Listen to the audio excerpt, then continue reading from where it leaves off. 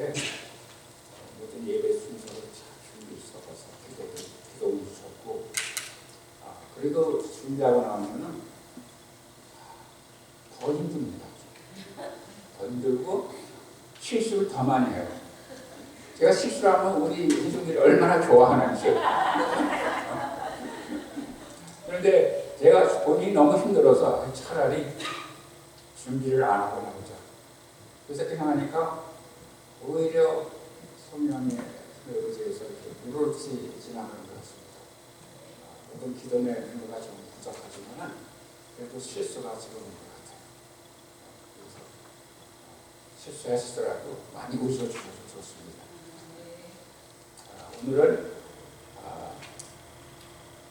사도행전 2장 41절부터 45절 말씀으로 본문을 하여 오순절 사건의 재해석이라는 제목으로 주님께서 허락하신 얘기하는 말씀을 전해드리고 같이 은혜를 나누겠습니다. 하나님의 성의 총회 웹사이트 교육부에 보면은 하나님의 성에 정리된 말씀이 많은 자료가 올려져 있었습니다. 그 많은 자료 중에 성령론에 관한 파일들을 제가 또 다운로드해서 오래도록 보관하고 사용했습니다. 그 중에서 최근까지 저희 주목을 받지 못하고 쳐져 있던 파일이 보여서 열어보니 오순절 사건의 재해석을 통한 하나님 성의 성령론 이해라는 제목의 PDF 파일이었습니다. 그 내용이 하나님 성의 입장을 함축하여 잘 설명된 그런 내용이 들어있었습니다. 믿기로는 이때 파일을 열어보게 하시고 교회에 소개되도록 하시면 우리 피시보관이 교회 성도들로 알게 하시고자 하는 성령님의 인도하심입니다. 생각합니다. 오순절 사건의 재해석을 통한 바른 성령론의 이해를 통하여 좀 더 성령님을 알아가는 귀한 시간이 되기를 바랍니다. 이게 학술적인 내용이라서 서론, 본론, 권론 다르게 되어 있습니다. 서론 부분입니다. 성령 우리의 관심을 그리스도에게로 향하게 하며 또한 우리로 영적인 눈을 뜨게 하면서 하나님의 사역은 물론 인류 역사에 참여하게 합니다. 따라서 성령 충만은 우리의 실존과 관련해서 많은 의미를 내재하며 특히 우리를 새로운 존재 혹은 새로운 피조물로 이끕니다. 사도행전에 나타나는 오순절 사건은 초대 기독교 공동체가 열악한 주변의 환경적 요인들을 극복하고 기독교라는 새로운 지평을 여는 데 중요한 역할을 했던 것입니다. 뿐만 아니라 오순절 사건은 바로 오순절 성령론의 특성을 형성하는 원형적인 요소들을 내재하고 있습니다. 다시 말해 오순절 성령론에 대한 올바른 이해는 우리로 오순절 성령 강림의 사건으로 안내합니다. 오순절 성령 강림의 사건은 과거 구약 시대부터 선지자들을 통하여 하나님께서 약속하신 언약의 완성이요 예수 그리스도께서 하신 약속의 성취인 것입니다. 또한 마가 다락방이 모여 더불어 하나 되어 저녁 기도의 힘쓰므로 나타났던 공동체적 신부의 체험이 전제된 사건이었던 것입니다. 성령의 능력을 경험함으로써 주님의 지상명령을 수행할 수 있었던 성교 지향적 사건이었습니다. 그리고 이 사건을 통해 기독교가 출범할 수 있도록 하였습니다. 따라서 오순절 사건은 그리스도의 성육신과 십자가 사건, 부활 사건과 함께 구원사적으로 중요한 의미를 지닙니다. 오순절 사건은 하나님 인자하심의 현재적 경험이라는 신학적 중요성을 지니고 있습니다. 결국 오순절 사건은 구약의 추수축제라는 역사적 오순절의 개념을 성령론적 실제의 경험을 통해 영적 축제로 승화시켰던 것입니다. 오순절 성령 강림의 사건은 성도들로 하여금 성령의 성화와 능력의 사역에 대한 개념들을 제공합니다. 본론으로 들어가서 오순절 사건의 연속성에 대한 내용입니다. 오순절 성령 강림의 사건은 특정 시대와 장소와 민족에 국한되어 당대로 종료된 것이기보다는 오늘날도 경험할 수 있는 초역사적 보편성을 지니고 있습니다. 이는 많은 신학자들이 사도행전에 나타났던 오순절 성령 임재 사건을 단지 사도시대로 제한하는 잘못된 인식에 대한 거부이기도 하는 것입니다. 중요한 사실은 하나님께서 초대교회뿐만 아니라 오늘날도 그와 같은 성령 충만이 가능함을 말씀을 통해 가르치고 있다는 점입니다. 우리는 실제적으로 이 시대에도 사도행전적 성령 임재의 현상들을 경험하고 있습니다. 때문에 오순절주의는 이 시대 그리스도인들로 하여금 시작화된 신앙을 경계하고 이 시대에도 동일하게 역사하시는 성령의 실제성에 눈뜰 것을 강력하게 요청합니다. 먼저 오순절 사건은 시간과 공간의 차원에서 이루어진 단회적이고도 유일한 사건이라는 특성을 지니고 있습니다. 때문에 이 사건은 역사성을 반영합니다. 그러나 이러한 오순절 성령 강림의 사건은 단회적이며 유일의 사건으로 역사에서 종식된 사건에서 끝나지 않는다는 것입니다. 즉, 이 시대에 이르기까지 성령 임재를 사모하는 자들에게 보편적 사건으로 나타날 수 있다는 실용성을 확증합니다. 여기에 오순절 사건의 단회성과 연속성이라는 특성이 나타나게 됩니다. 여기서 단회성이란 오순절 사건이 지니고 있는 개체적이며 유일히 독특한 특성을 함축하며, 연속성이란 말은 제2, 제3의 오순절 사건들은 시대와 공간 그리고 문화를 초월하여 계속해서 이 시대에도 영향력을 끼치면서 실축되고 있음을 말합니다. 이처럼 오순절 사건은 유일의 사건에서 보편적 사건으로 날마다 새롭게 변화하고 갱신되어야하는 전위적 특성을 지니고 있습니다. 이는 곧 오순절 전통은 결코 과거에 머무르기보다는 과거를 교훈 삼아 날마다 갱신과 변화를 추구하여 그 시대 사람들에게 도전하는 것임을 알 수 있습니다. 그러한 의미에서 오순절 전통은 그 특성이 갱신과 변화 그리고 적합성이 있다고 할 수 있습니다. 갱신과 변화야말로 성령의 역사심으로 나타나는 열매인 것입니다. 오순절 사건 속에 내재하는 기독교의 전통이 올바르게 지고 있는 교회는 역동적일 수밖에 없습니다. 이제 오순절 전통이 소수 특정 교단들의 차원에서 독점되던 시대는 지나갔습니다. 요즘에는 보수 교단으로 가는 장로교에서도 성령받은 주의 종들로부터 성령의 바람이 불고 있습니다.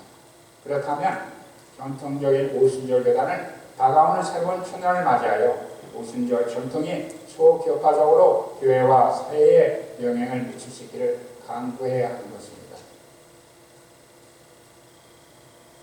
공동체적으로 나타나는 성령의 임재하신 부분입니다. 교회는 오순절 사건을 통해 이루어졌습니다. 우리는 유대계의 성막이나 성전 또는 공예를 교회와 구분하여 이해하여야 합니다.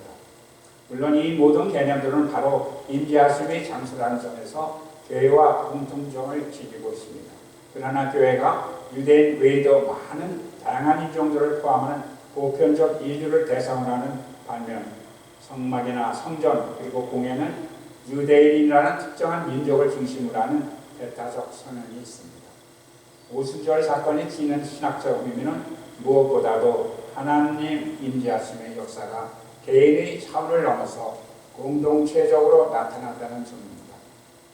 과거 구약시대 하나님 임재하심은 특정한 지역, 특정한 민족, 특정한 지도자에 통해 나타났습니다.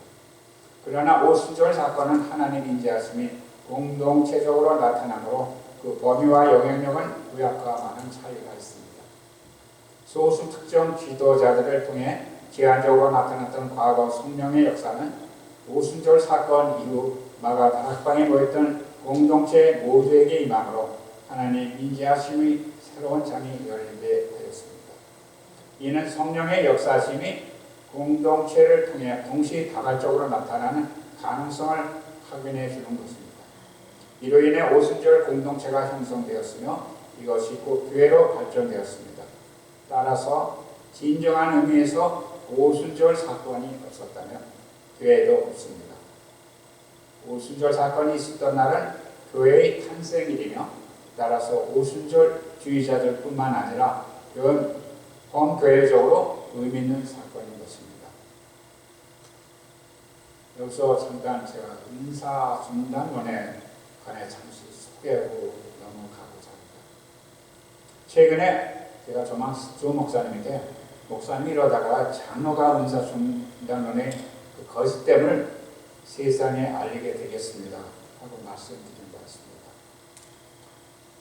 목사님들은 목사님 부르심이 복음 전도, 구령의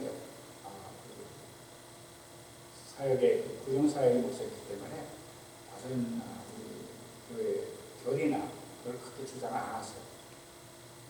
제가 이제 그 영주에 관심이 많아서 이 문제를 들고 나왔습니다.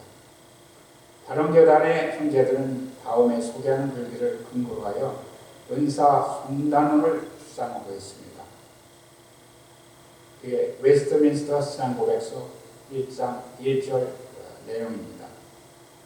거기 보면 그러므로 주께서는 여러 시대에 여러 방식으로 자신을 계시하시고 그의 교회에게 그의 뜻을 선언하기를 기뻐하셨고 후에는 그 진리를 더 잘 보존하고 전파하시기 위해 또 육신의 죄성과 사탄과 세상의 악에 대항하여 교회를 더 굳게 세우시고 위로하시기 위하여 그 계시하신 내용을 온전하게 기록되게 하셨다. 이것을 성경을 가장 필요하게 만든다. 왜냐하면 하나님께서 그의 백성에게 그의 뜻을 계시하시던 이전의 방식들이 지금 중지되었기 때문이다. 이 이전의 방식이 지금 중지되었다. 그 요상한 단을 집어넣어서 신앙 고백을 하겠어요.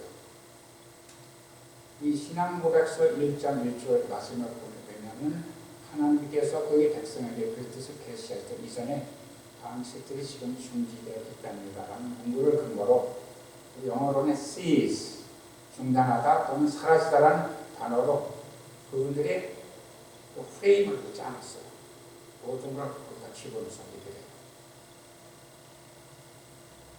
방언이나 음성이나 환상, 모든 기적론 구원을 위한 특별 계시가 완성되기 이전에 하나님 방언하신 방식은 이 모든 날 마지막에 아들로 우리에게 말씀하셨으니 그 더 이상의 새로운 하나님의 계시는 없다. cease 됐다. 그런데 그렇게 얘기해요. 근데 이 신앙 고백서, 그분들이 주장하는 웨스트민스터 신앙 고백서 1장을 나오게는 말씀 근거가 있는데 히브리서 1장 1절로 2절 말씀입니다.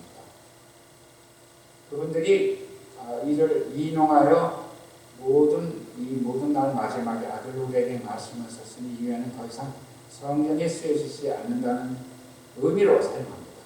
그들은 더 이상 계시 곧 성경에 쓰여지지 않는다는 의미를 이미 말씀드린 cease, 중단되었다는 의미로 둔갑시켜서 기적 중지론의 근간을 삼으며 모든 은사로는 그들을 둔갑시킨 후에는 가진 오류를 범했습니다. 왜 이런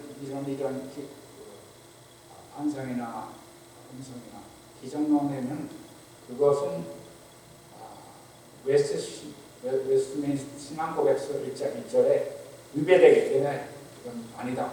그렇게 얘기해요. 말씀이 인용하면 차라리 받아들이시겠는데 그래서 과연 히브리서 1장 1절 2절 말씀이 어떤 내용인지 바로 봐야 됩니다. 옛적의 선지자들을 통하여 여러 부분과 여러 모양으로 우리 조상들에게 말씀하신 하나님이 이 모든 마지막에는 아들을 통하여 우리에게 말씀하셨으니 이 아들을 만유의 상속자로 세우시고 또 그로 말미암아 모든 세계를 지으셨느니라. 이 히브리서 말씀에는 모든 기적과 모든 은사가 중지되었다는 의미를 암시하는 어떤 말씀도 없습니다.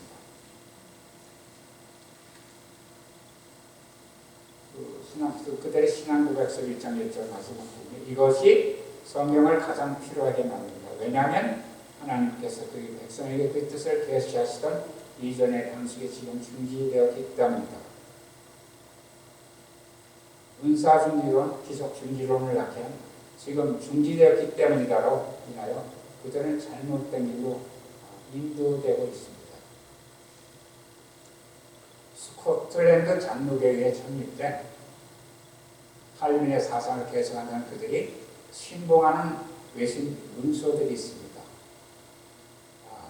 1645년에 그들이 회의를 통해 나온 문서가 예배 모범, 그 다음에 1645년도에 장로의 교회 정치 규범, 1646년도에 나온 신앙 고백서, 1648년 대소요리문답 등 4가지 신앙 표준 문서들이 모두 히브리서 1장 1절을 왜곡하여 정립된 인간들의 오류 신화로부터 나온 그런 문서들입니다. 그거를 믿고 그거를 따르고 거기에 프레임의 장 구석에 시즈되었다는 거기에 안것은 다 이거는 신앙 고백서에 나온 대로 반하기 때문에 아니다. 그래서 그분들이 주장하는 기적중지론 아주 제가 보기에는 아주 황당한 그런 주장들이 그들의 신앙으로 신조로 들어갔어요. 영혼 구원을 위한 뒷거리 정도, 해외 선교 모두 우리가 마땅히 지향해야 할 목표입니다. 교회로서 또한 잘못된 길에 들어선 형제들을 바른 길로 되도록 나올 수 있도록 선교하는 것도 전도 또한 선교 못지않게 중요한 사안입니다. 그들을 비난하고자 하는 건 기회가 되는데 깨우쳐서 되돌아 나오도록 그렇게 우리가 추구해야 됩니다. 제가 2008년부터 한 10여 년간 칼빈교회, 장로교회들하고 무수한 토론하고 피 터지게 싸움을 했어요. 제가 관여를 안 하는데 관여했다면은 끝을 보고 서로. 근데 그 칼빈 신학자의 토론 내용입니다. 우리 대선조 가울림은 오순절 신앙이었음을 알아주시기 부탁드리는 저희 그렇게 상대의 반응입니다. 제가 신앙의 많은 서적을 읽은 것은 아니지만 그래도 많은 서적을 읽으려고 노력하는 사람인데 이런 글귀는 제가 처음 본 것이라서 혹시 그 글귀의 내용을 할 수 있는 책을 좀 알려줄 수 있는지요. 사도 바울이 오순절 신앙이었다면 초대 교인들이 모두 오순절 교회, 오순절 신앙이었다면 칼빈, 주빙글리, 존 낙스 등등으로 이어 내려오는 개혁주의는 이제 역사에서 사라져야 합니다. 장로교도 신학도 비성경적이 되는 것입니다. 저는 평생을 장로교에서 신앙생활하고 있는데 제 아이디가 잠동입니다. 잠동님의 말씀이 사실이라면 그동안 저는 거짓된 복음을 전한 사람이 됩니다. 꼭 알려주시기를 바랍니다. 그래서 그분이 많이 진행됐었는데 이분은 말씀 앞에 솔직하고 진정으로 신앙 양심은 살아있는 신앙 양심을 소유한 자로 저는 보고 있습니다. 마가다락방의 오순절 사건으로 인해 오순절 공동체가 형성되었으며 이것이 꼭 교회로 발전되었습니다. 따라서 진정한 의미에서 오순절 사건이 없었다면 교회도 없습니다. 오순절 사건이 있었던 날은 교회의 탄생일이며 따라서 바울뿐만 아니라 초대교회 교인들은 모두 오순절 신앙이 되었습니다. 이 사실을 부정하면 말씀으로 오신 예수를 부정하는 큰 오류를 범하는 것입니다. 이 내용을 제가 운영하는 블로그에 올려지게 될 것입니다. 인터넷으로 오늘 영상을 시청하시는 분이나 글을 읽으시는 분들, 혹 칼빈 신학자나 어느 분이라도 제가 주장하는 이 내용에 오류가 있다면 정정해 주시기를 부탁드립니다. 혹 저에게 오류가 있다면 하나님 앞에서 믿는 형제들을 잘못 비난하는 무서운 결과를 낳게 됩니다. 오류가 있다면 정정해 주실 것을 공개적으로 요청합니다.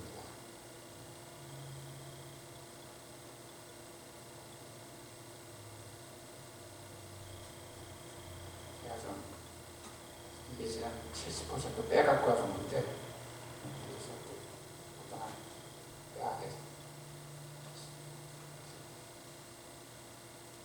그리스도로 안내하는 통로로 우리가 오순절 신앙을 갖고 있습니다.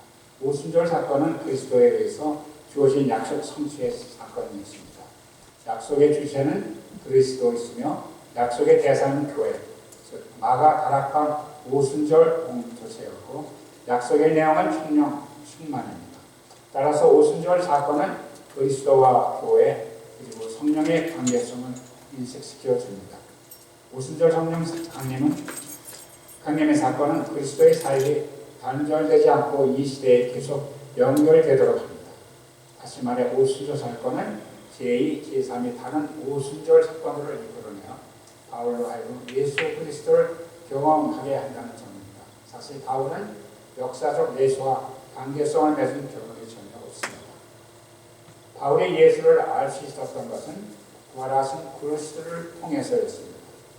다메섹 도상에서의 그리스도 표현 사건은 바울로 하여금 예수의 성육신 사건과 십자가 사건을 비롯한 공생의 사역을 깨우쳐 안내해 주었을 뿐만 아니라 그 사역들을 해석시켜 주었습니다.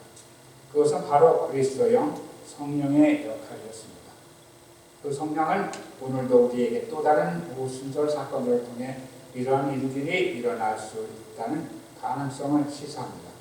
다시 말해 성령은 시대와 공간을 초월하여 역사적 예수를 접하지 못한 사람들을 예수로 안내하고 해석해 줍니다. 그 예수가 누구시며 어떤 일을 행하셨는가에 대한 깨달음을 줍니다.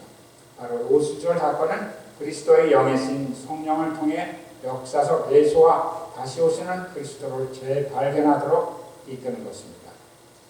때문에 성령의 도우심이 없으면 우리는 예수 그리스도에 대해 무지할 수밖에 없으며 결국 그리스도인이 될 수 없는 것입니다. 오순절 사건이 지닌 신학적 의미는 바로 성령을 통한 그리스도의 사역에 실제화하는 것입니다. 저 과거 역사적 예수께서 하신 일이 우리의 삶의 자리에서 이해될 수 있도록 안내하며 또한 부활하고 승천하신 그리스도께서 우리의 영을 새롭게 하고 해석한다는 점입니다. 때문에 성령은 우리를 예수 그리스도로 충만에 이르게 합니다. 그러므로 성령 충만은 하나님 충만이고 성령 충만은 예수 충만인 것입니다. 다시 말해 그리스도에 대한 이해는 전적으로 오순절 사건의 주체이신 성령을 통해서만 가능한 것입니다. 이는 21세기를 바라보는 우리에게도 역시 동일하게 적용되고 있는 사실입니다. 이와 같은 일이 가능할 수 있는 것은 바로 전적인 성령의 사역에 기인합니다. 바로 오순절에 임했던 성령은 그리스도의 능력 있는 사역을 시대와 지역 그리고 문화를 넘어 동시대인들에게 경험시켜주는 주체자인 것입니다. 따라서 오순절 성령 임재의 사건은 궁극적으로 우리를 그리스도에게로 안내하는 점에서 중요한 신학적 의미를 지닙니다. 성령을 시험하지 못하고 그 그리스도를 이해하기란 불가능합니다. 이러한 관점에서 성령 충만은 그 예수 그리스도의 충만으로 연결되며 성령 충만은 그리스도 충만인 것입니다. 따라서 성령 체험 사건이 예수 그리스도를 안내하지도 않고 증거하지도 않는다면 그 체험 사건은 검증되어야 할 필요가 있습니다. 신학자들 가운데는 이러한 성령과 그리스도와의 관계성에 인해 성령 그리스도라는 명제하에 성령과 그리스도와의 관계를 다루기도 합니다. 이처럼 오순절 사건은 그리스도를 통해 그리스도의 뜻을 깨닫게 하는 관계적 기능을 합니다. 성령 세례를 통한 능력 있는 사역 부분입니다. 하나님의 성회는 성령 세례를 중생과 구분하여 복음 증거의 사역을 위에 요청되는 제의 하나님의 축복으로 이해합니다. 성령 세례를 경험한 백시 문도들은 이미 중생의 경험을 통과한 자들이었습니다. 때문에 그들이 성령 세례를 경험한 사건은 그들이 처음 구주를 알고 변화된 중생의 사건과는 비율됨을 알 수 있습니다. 성령 세례의 경험은 물론 예수를 알고 믿게 하심으로 구원의 조건도 되겠지만 하나님의 나라의 사역을 위해 능력으로 옷 입게 되는 경험입니다. 오순절 사건은 성령의 임재를 통한 권능수에 있으며 이는 궁극적으로 성교를 통한 하나님 나라의 확장의 구성으로 연결됩니다. 오순절의 목적은 수에게 복음화입니다. 여기서 우리는 성령 임재를 통한 권능수의 목적이 선교 사역에 우선한다는 점을 유의하여야 합니다. 때문에 권능 수요를 단순히 개인의 필요를 채우는 수단으로 이해한다면 성령 수요의 본래적인 의미에서 벗어나게 됨을 알 수 있습니다. 오순절 사건은 바로 공적인 옛 사역 에러의 불순입니다. 여기서 공적인 사역이란 바로 복음 증거 사역을 말합니다. 오순절 사건이 공동체적 특성을 지니고 있다는 이유가 여기에 있습니다. 그러기에 성령의 임재를 삼아하는 무리들은 모이지 않고는 오순절 사건 자체가 불가능한 것을 이미 깨달았던 자들입니다. 따라서 오순절 사건은 공동체적 사건이며 공동체를 지향하는 사건입니다. 현대교회가 오순절 사건을 통해 배워야 할 사항은 바로 하나님의 능력을 사유하라는 경향성을 고려해야 한다는 점입니다. 하나님의 능력 또는 권능에 사유하겠다는 말은 영광이 하나님께 돌려지지 않고 인간에게 간다는 말입니다. 하나님의 성에는 오순절적 능력 사역을 강조하며 이는 결국 성교로 이루어지는데 그 의미가 있습니다. 이러한 성령의 능력이 결코 개인의 명예나 부를 축소하는 수단이 될 수 없는 것입니다.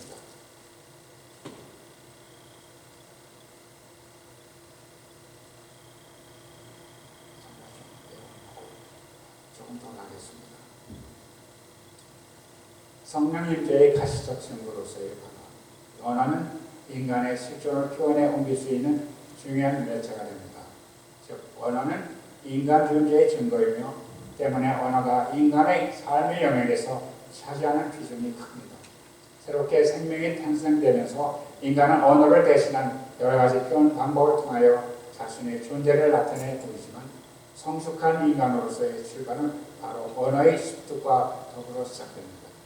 인간에게 언어의 사용은 다른 여타 피조물 세계와 구별짓는 중요한 사건이 됩니다. 모든 인류에게는 이와 같은 언어 사용의 권리가 주어졌으며 인류는 바로 이 언어를 통해 인간남의 실제를 깨닫게 됩니다. 영의 세계도 마찬가지입니다. 마가다락방의 백이 시문들은 새로운 영적 존재자의 차원으로 새롭게 태어나는 계기를 맞았습니다. 성령께서는 바로 그들의 영적 차원을 달리하는 새로운 존재자들이 된 표적으로서 새로운 언어, 영의 언어의 방언을 허락하셨습니다. 물론 방언이 은사로 이해되기도 합니다. 그러나 방언은 무엇보다도 영적 존재자의 새로운 위선을 알리는 표징으로 볼 수 있습니다. 사도행전 2장에 나타나는 방언 외에도 대다수 성령 체험의 사건에 동시적으로 나타나는 방언의 체험은 바로 방언이 성령을 경험하는 최초의 배적 증거가 됨을 말하는 것입니다.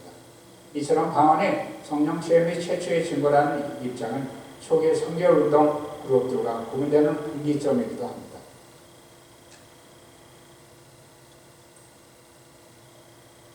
오순절 사건은 바로 언어의 사건으로서 언어를 통하는 인류의 희망과 가능성을 보이는 사건이었습니다. 여기서 오순절주의가 성령 세례의 초기 외적 증거로서의 방언을 중시하는 이유를 발견하게 됩니다. 오순절에 나타난 언어적 사건의 중요성은 바로 방언을 표징으로 해서 새로운 사역의 지평을 열어간다는 상징적인 의미를 주고 있다는 점입니다. 뿐만 아니라 방언은 인간과 하나님과의 영적 의사소통이 참으로서 실제적인 기능을 한다는 점입니다. 오순절 사건은 바벨탑 사건으로 혼잡해진 인간의 언어가 다시 다른 방언으로 새로운 언어로 하나 되는 가능성을 보여주는 초자연적 사건이었습니다. 이를 살펴보건대 오순절 성령 임재의 경험은 바벨탑 사건으로 인해 흩어진 인간의 언어들이 다시금 하나로 통합되어 새로운 지평을 열어가게 될 미래의 가능성을 예표하는 사건입니다. 이는 곧 성령을 통한 새 시대의 개막이라는 상징적인 의미를 배포하기도 합니다. 이 내용을 쭉 숙지하면서 한 가지 깨달은 게 해 아래 새 것이 없다는 것이 세상 이렇게 신앙생활하면서 기도생활하면서 성령께서 말씀을 깨닫게 해주시고 알게 하시는 게 곳곳에 있습니다. 근데 저는 성령께서 직접적으로 깨닫게 해주실까 저만 알고 있는 줄 알았더니 아니에요. 이미 믿음의 선지자들이 다 깨달아서 발표 이쪽에 많이 있어요. 그래서 해 아래 새 것이 없다는 말씀이고 해 아래 새 것이 없어요. 독불장군이 없어요. 혼자 깨닫는 거 없어요.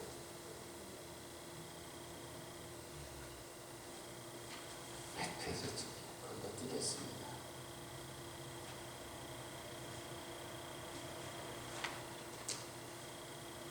바꿔줬다 한 가지 더 빼지만 되겠습니다. 윤리적 성결과 정의. 성령은 그리스도인에게 자체제를 주며 그의 마음에 새 생명으로 솟게 하며 그의 영과 혼과 몸을 온전히 조합해 만들며 정신과 마음과 뜻의 힘을 증진시켜 거룩한 목적을 성취케 하며 전인 구원, 즉 영적, 도덕적, 정신적, 신체적 건강으로 인도합니다. 방언, 성령 세례는 신자에게 성령 충만한 삶을 살아가는 과정을 경험하도록 인도하시며 그리스도의 우리들을 향한 사랑과 은혜가 사실적이고 실질적으로 느끼게 되는 위기 경험을 줍니다. 제가 성경학교에서 사용하던 문구를 잠깐 살리겠습니다. 오순절 사건은 성도 개인에게 있어 여러 가지 중요한 의미를 지니고 있습니다. 이 말은 오순절 사건이 성령의 능력을 통한 개인의 성결과 궁극적으로 전인 구원으로 안내하고 있습니다. 다시 말해 오순절 사건은 개인적 차원에서 성도의 삶을 거룩하고 성결하게 이끄는 윤리적 기능과 더불어 전인 구원으로 이끄는 중요한 역할을 합니다. 오순절 사건은 능력 있는 삶의 문을 열어줍니다. 오순절주의자들은 이러한 능력사역의 중심을 두고 오순절주의의 특징이 바로 능력사역에 있다고 해도 과언이 아닙니다. 그런데 이러한 능력의 성결과 별개의 개념이 아니라는 점입니다. 다시 말해 성결과 능력은 동시에 저해져야 합니다. 성결과 능력이 이원화된 개념으로 분리되어 있는 한 우리는 진정한 의미의 능력사역을 경험할 수 없습니다. 예수께서는 열매 맺는 그리스도의 삶을 강조하면서 잘못된 개념의 능력사역이 있을 수 있음을 말씀하셨습니다. 오순절 사건은 개인의 삶을 깨끗하게 하고 정결하게 합니다. 뿐만 아니라 개인의 삶의 필요를 채우는 적합성의 신학으로 이끕니다. 그러나 중요한 점은 우선순위의 문제입니다. 먼저 공적인 그의 나라와 그의 일을 구할 때 하나님께서는 사적인 개인의 형편과 처지를 아시고 이에 대해 은혜를 베푸신다는 점을 기억해야 됩니다. 결론부터 굉장히 스킵하겠습니다.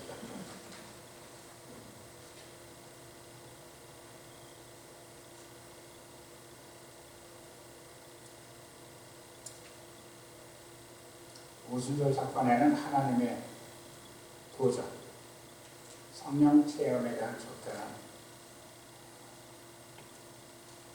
응답이나 복음 증거로 엮어서 나타납니다. 이러한 오순절 사건은 결국 초대 신앙 공동체인 교회를 형성케 했으며 나아가 복음을 선포하며 성결을 이끌었습니다. 오순절 전통의 회복이란 성령 체험을 단순히 개인적 차원에서 즐기는 것만으로는 부족합니다. 다시 말해 성령 체험을 통해 하나님이 부르신 뜻을 이루는 차원으로 이전되어야 합니다. 그러한 부르심은 바로 이 땅에 마귀의 일을 멸하고 사람들을 구원으로 이끄는 사역의 부르심인 것입니다. 할렐루야. 우리 잠깐 일어나셔서 참